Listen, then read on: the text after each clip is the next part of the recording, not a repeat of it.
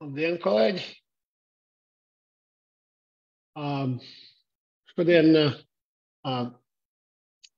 Šodien tad mums ir tā iespēja satikties un aprunāties par to, kā tad mēs organizējam vērtēšanu, kas ir atbalsts mācīšanās procesam, un arī kā tad mēs varētu veikt summatīvo vērtēšanu, lai no tās iegūtu pēc iespējas vairāk informāciju un arī izdarīt secinājumus par to, kā tad vērtēšanas, kāda mācību procesa mums ir gājis. Un šodien mums mēs esam divatā, tad es, Ansis Nudiens un mani kolēģi Evīda Grūmiņa. Un šodien tad mūsu saruna būs divās daļās. Viena daļa nedaudz vispārīgāka un tāda, neteiksim globālāka, bet jā, tāda vispārīgs skats par to, kas ir summatīva vērtēšana un kā tā darbojās. To mēs esam lūguši izstāstīt mūsu kolēģi Pāvelu Pestovu. Un jums būs iespēja noskatīties nelielu video par to. Un savukārt mūsu sarunas otrajā daļā mēs apskatīsim vienu konkrētu piemēru, kā tad summatīva vērtēšana izskatīsies sociālajā un pilsoniskajā mācību jomā. Un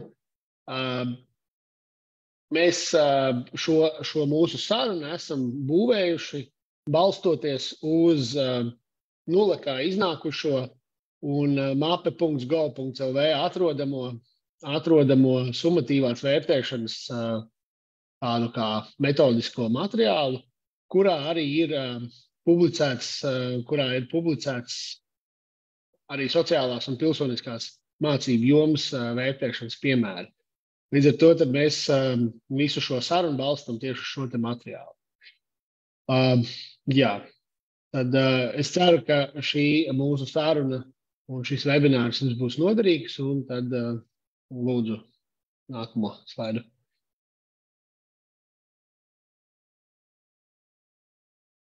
Labdien, cienījamie kolēģi!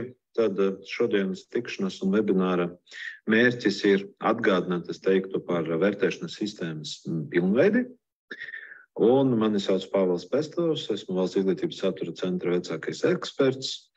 Un mēs mēģināsim diezgan kodolīgi un īsi iziet kopā cauri pamatlietām, kuri ir iekļauti vērtēšanas sistēmas pilnveidē. Un faktiski par vairākam lietām esam jau runājuši, bet ņemot vērā, ka šobrīd vēl tātad ir pamainījušies grozījumi, ieviešanas laiks ir pamainīts uz vienu mācību gadu uz priekšu, līdz ar to šobrīd ir tām skolām, kuras jau ir sagatavojušas un gatavas realizēt un īstenot vērtēšanas pieeju atbilstoši grozījumiem, viņi var to darīt. Bet tiem, kuriem ir nepieciešams vēl laiks, tātad papildus laiks, arī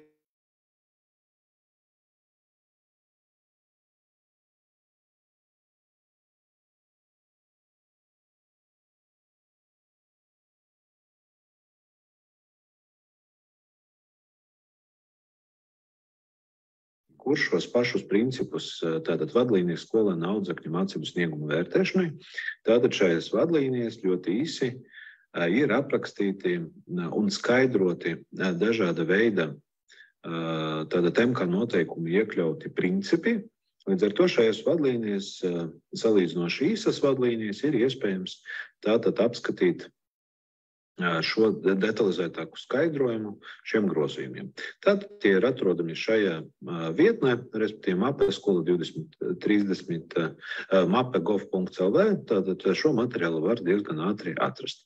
Otrs materiāls, kas sniedz jau daudz detalizētāku, ne tik lielu skaidrojumu, bet jau metodisko atbalstu skolotājiem, pirmkārtam veidojot pārbaudes darbus, jeb temata nobeigumu vērtēšanas darbus, ir skolēnu mācību sasniegumu summatīva vērtēšana, metodiskais līdzeklis, kas ir gan apjomīgs, kas sastāv no divām daļām. Viena daļa ir vairāk tātad zinātnisko pētījumu apkopojums un skaidrojums vērtēšanas principiem un arī pamatojums, bet otra daļa satur tātad reālus katra priekšmeta vai lielākoties priekšmetu piemērus, kuros ir ietverti tāda temata nobeiguma vērtēšanas darbi. Līdz ar to tātad apjoms šim metodiskajam līdzeklim ir ļoti liels, bet vienlaikus jāņem vērā, ka katram individuālam skolotājam nav nepieciešams izstudēt visu šo metodisko līdzekli, bet arī izmantot otrai daļā tikai tos piemērus, kas ir viņam saistoši un tuvākie tātad mācību priekšmetu kontekstā. Un trešais, tātad šobrīd jau pieejams atbalsts no Valsts izglītības satura centra ir tātad darba grupa ietvaros ir izveidots piemērs skolēnu mācību snieguma vērtēšanas kārtībai vispār izglītojošajā skolā.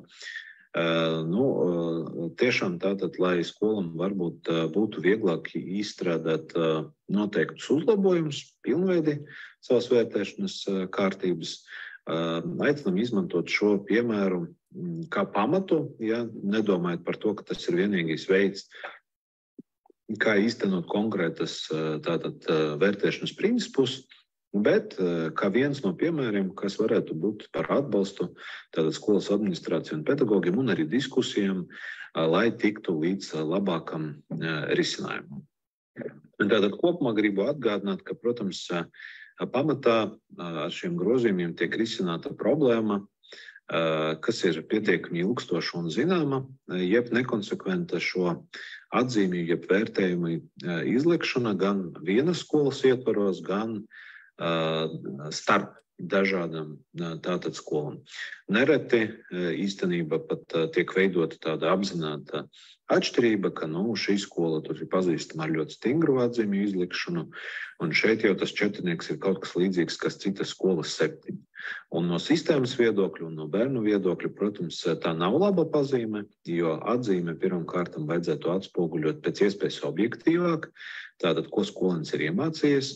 Un šāda gadījumā mērķis ir pēc iespējas samazināt šīs atšķirības. Ir pilnīgi skaidrs, ka izglītība, tas nav process, kas ir ar 2 vai 3 nezināmiem, kuru precīzi var izskaitļot, bet vienlaikus ir ļoti nozīmīgi, ka šī pieeja ir vienota un kritēriji ir vienoti, lai šīs atšķirības tieši samazinātu. Jo tad arī veidojas patiesāka aina gan skolas vadības pusē, gan arī vecākiem, ko tad bērns tiešām ir apguvis. Otra lieta, protams, kas ir ļoti nozīmīga, ir arī tikt pie vienotas, pie vienotas izpratnes par vērtēšanas pieeju, kas pirmkārtam ir mērķēta uz to, lai atbalstītu skolēnu mācību procesā. Jo tieši šāda veida vērtēšana, ja atgriezniskai saite, ir vislielākā ietekme uz to, ko skolēns būs apguvis mācību procesa laikā. Tad, ja mēs paskatāmies uz tādām būtiskām niansēm, kuras es gribētu savā īsā prezentācijā nofokusēt, pirmkārtam ir, ka vērtēšanai un vērtējumiem ir atšķirīgs mērķis. Tātad vērtējuma mērķis ir pirmkārtam atspoguļot un komunicēt visam iesaistītam pusēm, ko skolēns ir iemācījis. Ja, un tas ir ļoti, ļoti nozīmīgi, ka mēs skatītos uz atzīmi nevis kā uz vienīgo motivāciju, vai uz sodu, vai uz sankcijām, bet tiešām, ka tas ir simbols, ja, vai tas ir 1–10 skālā, vai tas ir līmeņos sācis apgūt, turpina apguvis padziļināti 1. un 3. klasē, tad, kas mums maksimāli precīzi atspoguļo, ko skolēns ir iemācījies, ko viņš izprot un ko viņš prota demonstrēt. Pretējā gadījumā, ja šis vērtējuma mērķis tātad laikā izplūst, kalpo par disciplinēšanas un sankciju funkciju, tad tas, kas ir redzams, ka sākot ar 7. un 6. klasi, neuzbūvējot pietiekami tādu dziļu iekšējo motivāciju, mēs nonākam pie tā, ka ārējā motivācija, kas ir atzīme jau 7., 8. un 9. klasē, vairs nav tik aktuāla, un līdz ar to mēs redzam, ka tā vērtība mācību procesam, kas ir uzbūvēts tikai uz ārēju motivāciju, ļoti ātri tātad krīt. Un tas nav tas, kas mums ir palīdzīgi mācību procesam. Līdz ar to pirmais, kas ir ļoti skaidri pateikts, ka atzīmes, ja vērtējuma mērķis ir atspoguļot un arī komunicēt pēc iespējas precīzāk, ko skolēns ir apguvis un ko viņš prot demonstrēt mācību priekšmetā. Tas, vai viņš uzvedas labi stundas laikā, tas, ka viņš cītīgi strādā un seko mācību procesam, tas ir atsevišķas ļoti nozīmīgas lietas, ja, tad izglītība un mācību procesa, bet tas ir nodalāms. Ja, līdz ar to tā viena ļoti svarīga lieta un iemesls, kāpēc pastāv vispār atzīmju atšķirība, ir tajā, kas tiek ņemts vērā, atspoguļojot atzīmi. Un grozījumi ļoti skaidri pasaka, ka tas ir par mācību sniegumu. Bet uzvedības jautājumus mēs komunicējam atsevišķi, un arī mums ir iespēja to atspoguļot arī atsevišķi. Tātad aktivitāti un citīgu darbu mācību procesa vai mājas darbu izpildi mēs arī varam komunicēt atsevišķi, bet par šīm lietām mums ir jākomunicē atsevišķi, nevis visu jāliek kopā. Pretējā procesā tā atzīme, kas veidojas, īsti nevar nošķirt. Tātad šī atzīme ir dēļ tā, ka skolēns tad ir izpildījis visu mājas darbus, bet mēs varbūt neesam pārliecināti, ka tas ir viņu autentisks darbs, vai tas ir tiešām par to, ko viņš ir iemācījis. Tātad tā ir būtiska lieta, kas ir arī iestrādāta grozījumos, lai samazinātu varbūt šīs atšķirīgas izpratnes. Tātad otra lieta ir vienoti tātad vispār pieeja dažādos priekšmetos un vecuma posmos un vienot tādas kritēriju grupas.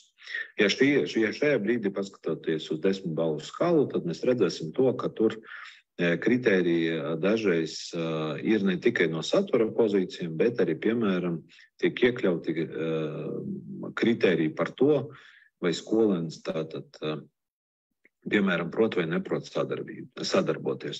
Pilnveidotais satura kontekstā, tātad sadarbība pati ir faktiski sasniedzamais rezultāts, ja prasme, kuru man jāapgūst, bet jautājums, uz kuru mums jāatbild, cik tad kvalitatīvi es esmu konkrētas prasmes apguvis. Un tāpēc tātad gan 1., 3. klasē, gan arī 4., 9., gan arī 10., 12. visiem šiem skolēniem, kuri demonstrē sniegumu, ir vienota kritērija grupas. Un pirmais ir, kādā apjomā un kvalitātes skolēns kaut ko demonstrē, tātad vai prasmi filtrēt, vai prasmi risināt kompleksas problēmas, vai prasmi izstrādāt produktu. Tātad otra lieta atbalsta nepieciešamība, un šajā gadījumā mēs nerunājam tikai par to, ka šis atbalsts nāk no skolotāja, bet faktiski ir iespējams arī veidot pašu uzdevumu ar atbalstu, ja, piemēram, tad, kad ir liela kompleksa uzdevuma risināšana, ir sadalīta posmos, ja, tātad, kur, piemēram, ir teikts, ka pirmajā darbība tev vajadzētu atrast to, aprēķināt to, otrajā darbībā izdarīt to un to. Tas arī ir atbalsts, un noteiktajā laikā tas ir nepieciešams, bet tas, ko mēs gribam, protams, ka arī atvērti uzdevumi skolēns pietiekami plaši var patstāvīgi tātad atrisināt.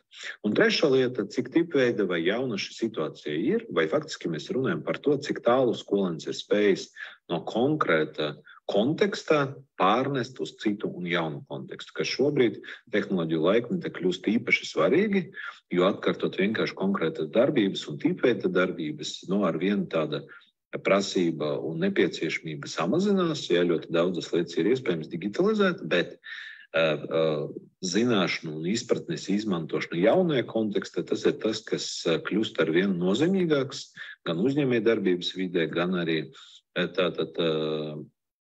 gan arī mācību procesā. Tāpēc tātad visos priekšmetos grozījumos ir iestrādāts šī vienota pieeja, ka tad, kad mēs gribam pateikt, cik kvalitatīvi skolēns kaut ko demonstrē, mēs skatāmies uz 3 lietām. Tātad apjoms un kvalitāte, atbalsta nepieciešamība un cik tipveida vai nepazīstama situācija skolēns rīkojas. Skaidrs ir arī tas, ka katrā konkrētajā priekšmetā tas atbalsts tiešām varētu izskatīties atšķirīgi, bet tāpēc arī ir piemēri iekļauti metodiskie līdzekļi, kas šo atšķirību tātad demonstrē.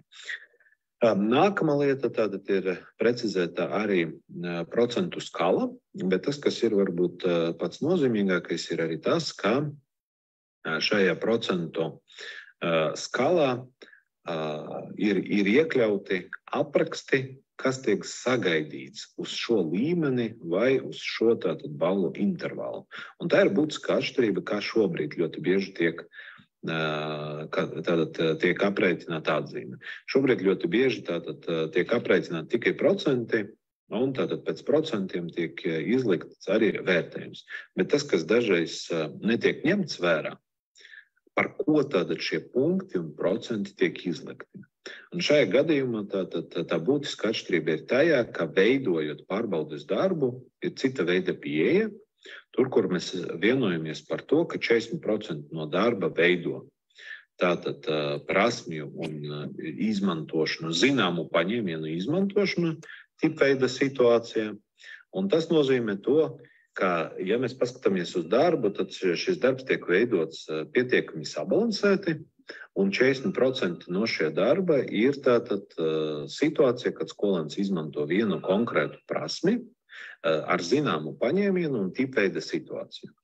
Bet, ja mēs runājam par 9 un 10 balēm, tad šajā gadījumā skolēnam nevis vienkārši vairāk kaut kas jānodemonstrē, bet skolēnam ir jānodemonstrē cita veida prasmes. Jeb faktiski tātad viņam ir jānodemonstrē spēja darboties nepazīstamajā situācijā, izvēlēties un pielāgot paņēmienus, kas nav acīm redzami uzreiz pieejami. Un tātad situācija, kur ir jāizmanto vairākas prasmes vienlaikus. Tātad procentu jautājums un līmeņa vai konkrētas balvas piešķiršana nav saistīta tikai ar to, cik daudz es esmu izpildījis no konkrēta pārbaudes darba, bet arī, lai tas pārbaudes darbs atspoguļotu tātad dažāda līmeņa uzdevumus. Tas ir ļoti, ļoti nozīmīga izmaiņa. Tātad faktiski, ja pārbaudes darba ir iekļauta tikai tipveida 10 uzdevumi, tad par šādu pārbaudes darbu tātad skolēnam atbilstoši tātad šiem grozījumiem nevarētu ielikt 9 un 10, tāpēc, ka viņš vienkārši vairākas reizes ir nodemonstrējis vienu un to pašu, nevis cita veida kompleksāku rezultātu. Tā ir būtiskākā atšķirība, kas, protams, nemainīsies tādā acu mirklī, bet tātad metodiskajā līdzeklī šī pieeja ir diezgan detalizēti aprakstīta. Un tālāk, protams, ir tas, kāda veidā arī tiek izmantot konkrētu balvu izlikšanas process un lielāks vērtējums, tātad viena līmeņa ietvaros, ir, protams, atbilst tajos gadījumos, kad pret šiem visiem 3 kritērijiem skolēnu sniegums tātad ir lielāks.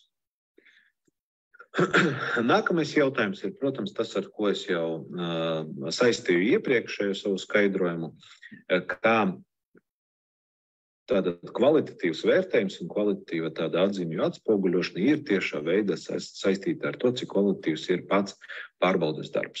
Ja pārbaudes darbs nav sabalansēts, tad tur nav iekļauti uzdevumi, kas atbilst līmenim sācis apgūt, turpina apgūt, apgūs un apgūs padziļināti, tad īstenībā arī šī sistēma nevar pilnvērtīgi strādāt. Tāpēc es jau teicu, ka īstenībā puse no metodiska līdzekļa ir iekļauti tieši šie piemēri.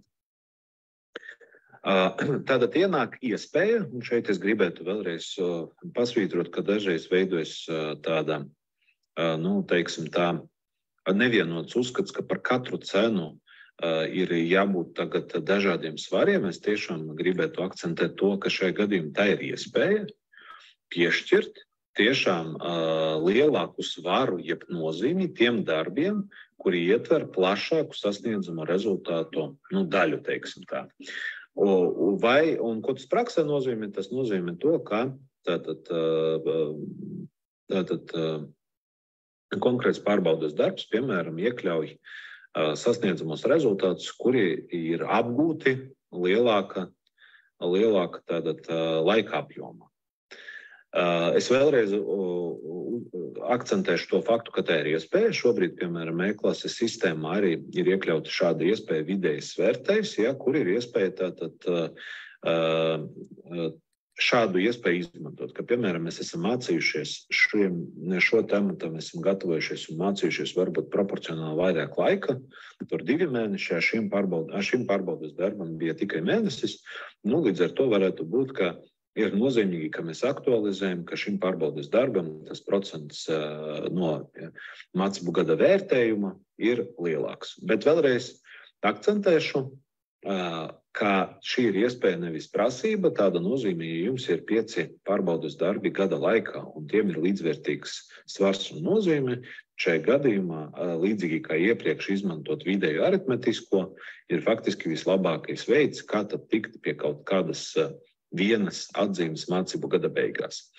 Vēl viens ļoti nozīmīgs jautājums, kas visvairāk, piemēram, varētu skart svešvalodas skolotājus, ka, protams, tiem priekšmetiem, kas pamatā ir būvēti uz prasmju attīstīšanu, kā jaunākiem pierādījumiem, tad vajadzētu būt lielākam svaram salīdzinājumā ar agrāku pierādījumiem. Ko tas praksē nozīmē? Tas nozīmē, ja es esmu sācis apgūt svešvalodu 6. klasē un mans līmenis bija uz 4 balām, bet beigās es spēju demonstrēt sniegumu uz 8 balām, kad diez vai, ka manu sniegumu mācību gada beigās vislabāk atspoguļo 4+8 dalīts ar 2, jo faktiski manu sniegumu visvairāk atspoguļo tas 8 balvas, tas ir tas, ko es varu demonstrēt, tātad beigās. Tas ir tas, ko es esmu apguvis un ko varu šajā brīdī demonstrēt. Un tāpēc par vieniem un tiem pašiem sasniedzamiem rezultātiem, protams, ļoti nozīmīgi, ka tiek piešķirts lielāks svars un aprēķinot mācību gada beigas vērtējumu. Un tas ir saistīts ar to, atkal varbūt bišķiņ nepieciešams atgriezties, ja atzīme ir tas, kas atspoguļo, ko es esmu iemācījis, un tā kā visprecīzāk, tad, protams, mums jādomā par to, ka jaunākiem pierādījumiem arī ir lielāka nozīme, bet tas var būt atšķirīgi. Atkal varbūt matemātikas gadījumā, kur ir diezgan varētu būt tāda tematiskais plāns izveidots pēc tāda principa, kā šie temati ir ar atšķirīgiem, piemēram, satura moduļiem, statistika, trigonometrija, tad šāda gadījuma tas, ka es rakstu par atsevišķu šo saturu mācību gada beigas, nekāda veida neraksturo jaunākus pierādījumus. Šie pierādījumi ir vienkārši par cita veida saturu. Līdz ar to tas būs atšķirīgs no konkrēta mācību priekšmeta. Tātad visvairāk rosinošs jautājums saistīts ar darbu pārrakstīšanu vai nepārrakstīšanu. Tad grozījumos ir iestrādāts punkts par to, ka darbi, tātad, ka summatīvie darbi mācību gada laika netiek pārrakstīti, bet šāda iespēja tiek dota skolēnam situācija, kad viņam izšķiras starp 2 balām, tātad jums nav skaidrs, kuru labāk atzīmi izlikt, kura labāk atzīme raksturot skolēnu sniegumu, vai tie ir 7 vai 8.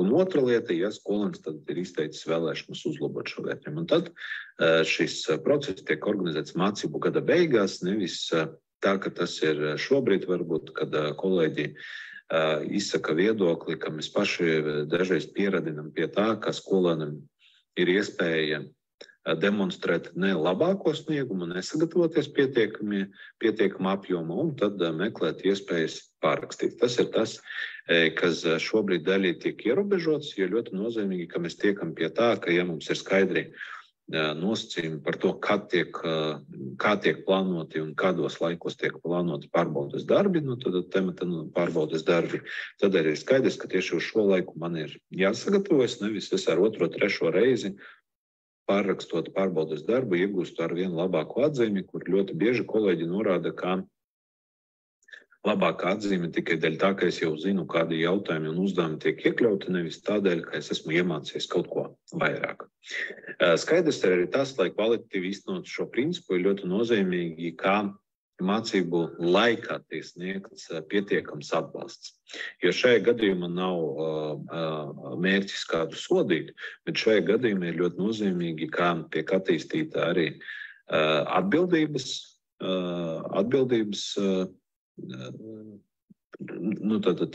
tiek attīstīts ieradums kā atbildība, vērtība kā atbildība, ka es tiešām uz skaidriem noteikumiem cenšos demonstrēt vislabāko. Un, lai šie spēles noteikumi tiešām būtu vislabāk redzami, tad viens no šādiem instrumentiem ir vērtēšanas plāna izstrāde.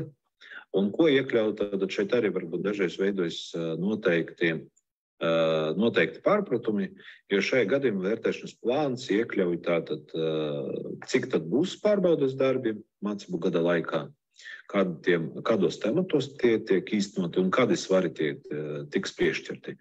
Un ieteikums ir, protams, vienmēr šādu vērtēšanas plānu sūtīt arī rakstiski, piemēram, izmantojot skolu vadības sistēmu vai no Maiku vai no e-klases, kura skola izmanto, lai šādi spēles noteikumi būtu zināmi mācību gada sākumā. Bet tas neietver kaut kādus lielus dokumentus, bet tikai pašu nozīmīgāko informāciju. Piemēram, mēs pasakām, ka nobeiguma vērtēšanas darbu skaits tātad gadā, tur padziļinātie kursē ķīmijā būs 5, un visiem vērtējumiem ir vienāds svars, un te varētu vēl pierakstīt arī pret kādiem tematiem šie nobeiguma vērtēšanas darbi varētu būt. Un ar to pilnīgi pietieks. Tātad tas nav kaut kāds papildus birokratisks sloks, bet tas ir vairāk, lai samazinātu un lai izveidot pēc iespējas caurspīdīgāku sistēmu, kur skolēnam ir skaidri spēles noteikumi tieši spēles sākumā. Vai otrs piemērs, ka mums būs 5 pārbaudes darbi, bet 1., 2., 3. un 4. pārbaudes darbs veido 70% no mācību gada vērtējuma un 5. 30%. Ja, arī šajā gadījumā mums ir pilnīgi skaidrs, ka 5.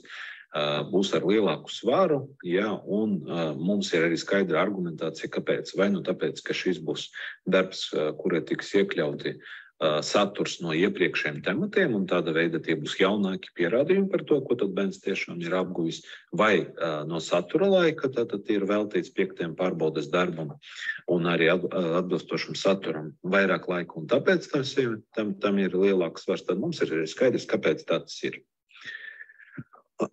Un tātad tas, kas ir svarīgi, ka varbūt 2 principi, kas dažreiz tiek jaukties, vienkārši īsi gribētu nofokusēt jūsu uzmanību, ka vērtējumu apstrīdēšana, tas nozīmē, ka skolēns vai vecāki apšauba to, ka vērtējot pārbaudes darbu, tika izmantoti konsekventi un objektīvi kritēriji.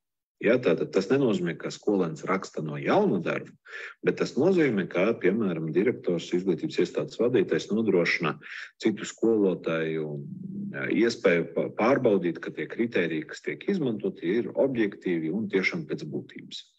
Bet iespēja pārrakstīt tomēr tiek nodrošināta mācību gada beigās, tad, kad ir skolēns izteicis šādu vēlmi. Tātad vēl tāda neliels precizējums, kas saistīts ar vērtēšanas veidiem. Tātad var ieraudzīt, ka grozījumus ir iekļaut papildus formatīvai diagnosticēšanai, summatīvai arī monitoringa vērtēšana.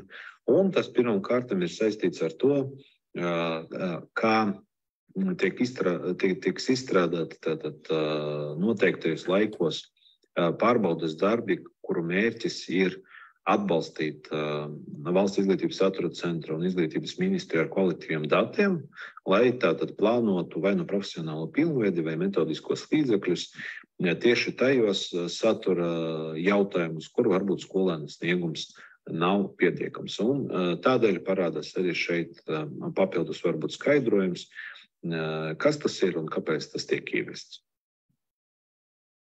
Jā, šobrīd tad paldies jums par uzmanību, un tad turpināsim arī ilgākajā laikā atbildēt uz jūsu iesūtītiem jautājumiem. Labdien, cienījamie kolēģi! Tad šodienas tikšana. Labdien! Vēlreiz paldies Pāvēlam Pestovam par tādu detalizētu pārskatu, kas tad ir varbūt jaunas vērtēšanas sistēmā un ko mēs vēlreiz ar savu darbu nostiprinam un kas jau ir bijis labs ieviests. Un tagad otrajā daļā vairāk paraudzīsimies uz šo no sociopilsoniskās jomas skatu punkta. Varbūt iesākumā akcentēšu vēl tādas dažas vispārīgas lietas, kas ir aktuāls jebkurai jomai, vērtējot skolēnu mācību sasniegumus, bet kas ļoti svarīgi ir domājot par to, ko mēs vispār darām, tad, kad veidojam pārbaudas darbus, jo katrā ziņā summatīvā darba izveidošana ir sarežģīts process, un šī te procesa laikā mums ir jāatbild uz 4 tādiem svarīgiem jautājumiem. Pirmais, kas ir mācīšanās sasniedzamais rezultāts, jo, kā jau arī dzirdējāt, Pāvela Pestova teikta, ka katrā konkrētajā summatīvajā darbā mēs pārbaudam kādu šī brīža mācību sasniegumu, kuru mēs gribētu redzēt, kādā līmenī tad skolēns atrodas. Tāpēc droši vien nosakot gan tematisko loku, gan arī prasmju pārbaudas loku, mēs skatāmies uz to, kas mums ir vajadzīgs konkrētajā brīdī. Līdz ar to izvirzam tādu sasniedzamo rezultātu, ar kuru mēs varēsim konstatēt skolēnu apgūves līmeni. Tad nākamais jautājums, uz ko svarīgi ir atbildēt, kādi pierādījumi tiks uzskatīti par pieņemamiem, respektīvi tātad kādu veidu uzdevumus mēs iekļausim pārbaudas darbā, lai tie visprecīzāk atspoguļotu rezultātus. Un arī tātad kādā veidā mēs šos pierādījumus iegūsim, vai tie būs vienkārši izmantojot kādus zināšanu pārbaudas jautājumus, vai tie būs kādi atvērtie uzdevumi, vai cits formāts, kā mēs pierādījumus iegūstam, bet, protams, ka tam ir jābūt saskaņā ar to, kāds ir mācīšanās sasniedzamais rezultāts. Un jautājums par to, kādas darbības sekos, ir svarīgs, kā mēs pēc tam summatīvā darba rezultātus izvērtējam, vai mēs redzam, ka kaut ko ir nepieciešams atkārtot, kaut kādas zināšanas un prasmes akcentēt vēlreiz, vai arī mēs droši varam doties tālāk pie nākamā temata un jau izvirzīt citas prasības attiecībā uz skolēnu mācību sasniegumu vērtēšanu. Lūk. Tad attiecībā uz tāds detalizētāks skatījums, kas mums būtu svarīgi vēlreiz akcentēt, ir, ka temata noslēgumu mēs vienmēr vērtējam summatīvi, protams, dažādu kursu ietvaros šie temati var būt ar dažādu skaitu, un pat, ja varbūt mums ir 5 temati, iespējams, ka mēs gribam summatīvi vērtēt vairāk nekā ar 5 darbiem, tad mums ir tiesības to darīt, skatoties uz to, kas ir tas, ko mēs gribam ar vērtējumu izmērīt.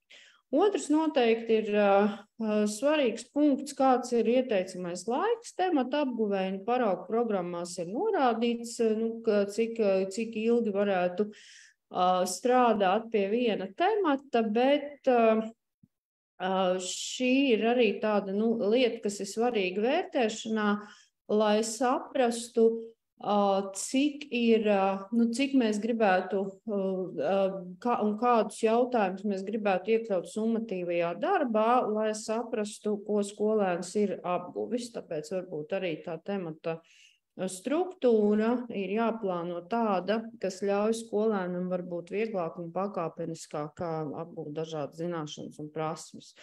Protams, arī pārbaudas darba un forma un veids ir ļoti svarīgi.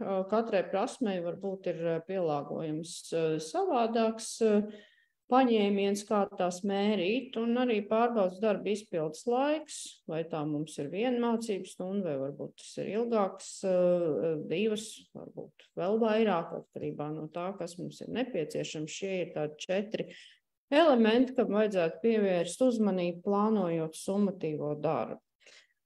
Tas, ko mēs jums parādīsim šodien, ir summatīvā darba izveides tādi kritēriji, ja jūs izvēlaties argumentēto eseju kā pārbaudas darba formu.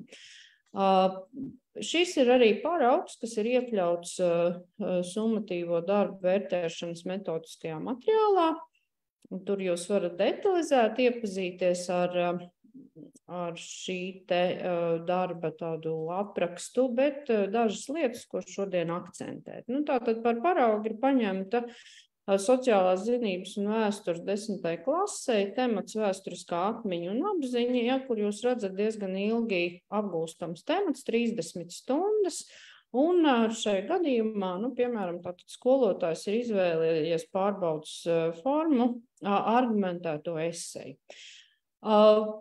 Par argumentēto eseju vienmēr ir tas jautājums, labi, tad visiem ir skaidrs, ja jau argumentētā eseja, tas nozīmē to, ka mēs pārbaudam skolēnu argumentēšanas prasmes, bet vienmēr problemātiski šķiet, kādā veidā es varu tur konstatēt zināšanas. Piemēram, es iedodu skolēnam dažādus tematus, dažādus argumentēto eseju pētāmos jautājumus, tad kur es varu zināt, ka viņš tematu ir apgūvis arī saturiski, ne tikai viņš demonstrē argumentēšanas prasmi. Tad argumentētā esejā vienmēr zināšanu un izpratnes daļā mēs varam ielikt jēdzienus, kurus mēs vēlamies pārbaudīt, par kuru izpratni mēs gribētu pārliecināties, un tad zināšanu un izpratnes daļā mēs konkrēti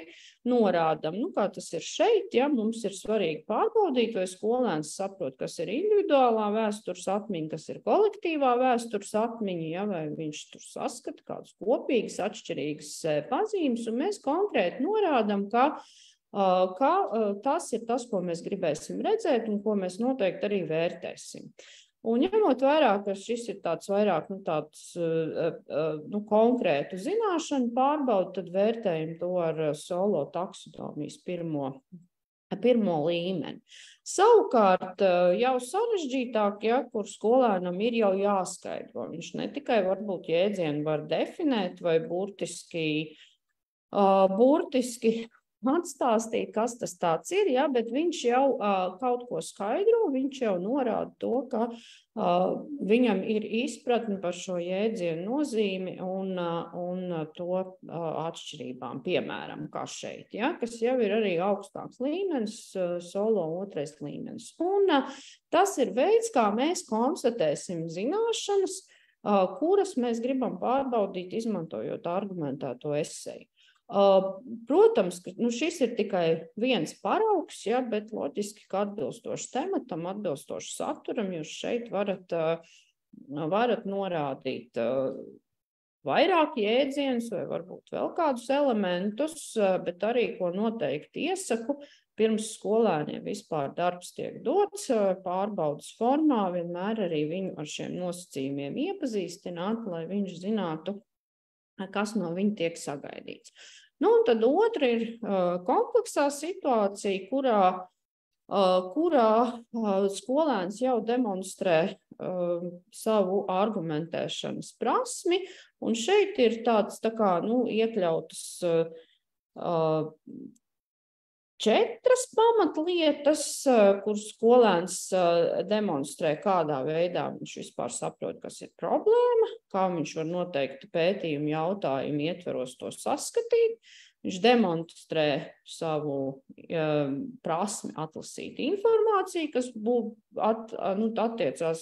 attiecās precīzi uz izvēlēto tematu, viņš argumentē un viņš arī māk izdarīt loģiskus secinājumus no tā, ko viņš ir apgalvojis iepriekš. Un nepavēlti, teiksim, arī šie secinājumi tiek uzskatīti, tā ir tā daļa, kura ir pelnījusi 4. solo līmeni, jo parāda to komplekso, kā skolēns, sākot ar informācijas atlases, problēmas formulēšanu, ejot cauri argumentiem, ir spējīgs nonākt arī pie secinājumiem.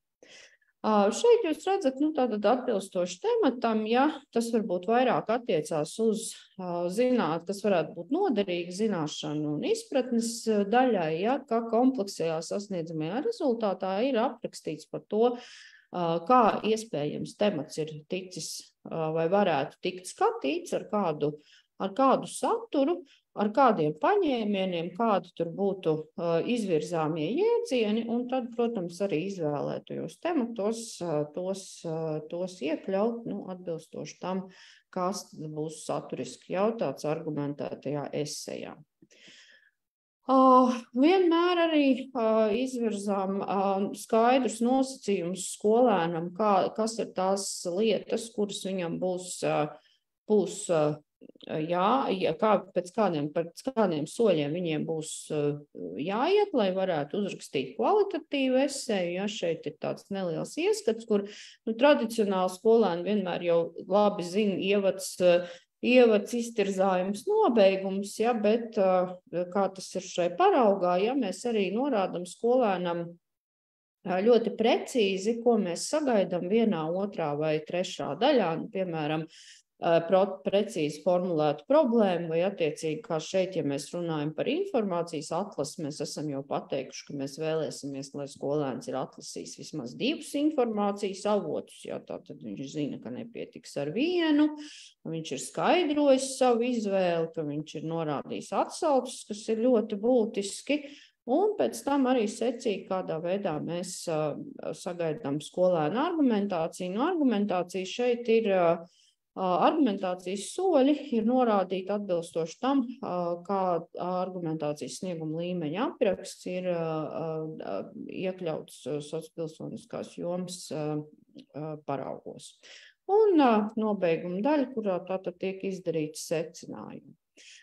Tālāk jau ir vērtēšanas kritēriji, kur vērtēšanas kritēriji tiek pielāgoti pilnīgi visiem punktiem, ja, respektīvi tātad skolēns saņemot, ja tā var teikt, instruktāžu par to, kā viņš darbu rakstīs, viņam ir arī skaidri norādīts, kas ir tas, kas tiks vērtēts, un cik punktus viņš par to varēs saņemt, respektīvi tātad Katra lieta ir atrunāta, un šeit palūkosimies, tātad mums ir indikators, kurš norāda to, ka mēs vēlamies, ka skolēns ir problēmu formulējis atbilstoši zināšanām un izpratnē, un šeit mēs arī norādam jau konkrēti par individuālo un kolektīvo vēstures atmiņu, kā tas ir šajā piemērā.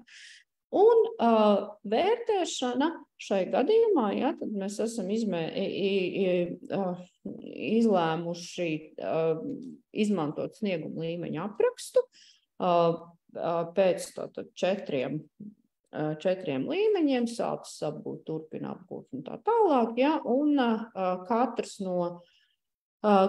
no līmeņiem paredz savu punktu skaitu, un tātad viss labāk ir tad, ja skolēns māk aprakstīt problēmu, precīzi atbilstoši pētāmam jautājumam, un māk arī to formulēt. Un šādi ļoti konkrēti, tad, kad arī tad veidojot summatīvā darba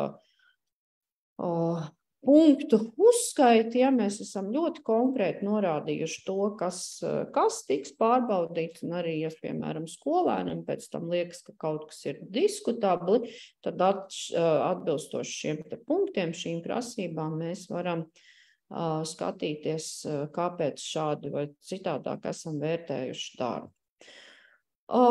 Lūk, tieši tāpat tas attiecās uz argumentāciju un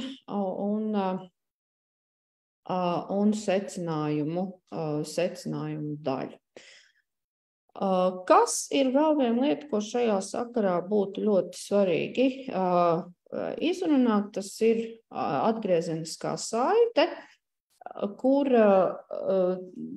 ļoti iesaku, it sevišķi, ja temats ir garš un pat 30 mācību stundas, un varbūt tā argumentētā eseja patiesību sakot ir ļoti jaudīgs tāds summatīvā darba paņēmiens, ja, jo skolēns tur tiešām demonstrē diezgan nozīmīgu kompleksu prasmi, tad vienmēr iesaku, pirms mēs saņemam no skolēna tādu tematu noslēgumu finalizējošo darbu, izmantot atgriezenisko saiti, izmantot formatīvo vērtēšanu tādā veidā, ka mēs skolēnam tematu apgūves ietvaros jau lūdzam izpildīt uzdevumus, kas ir saistīti varbūt ar tādu, ja tā var izteikties, esejas nodošanu pa daļām, ja, kur skolēns jau ir mēģinājis, piemēram, viens formatīvās vērtēšanas elements, skolēns mēģina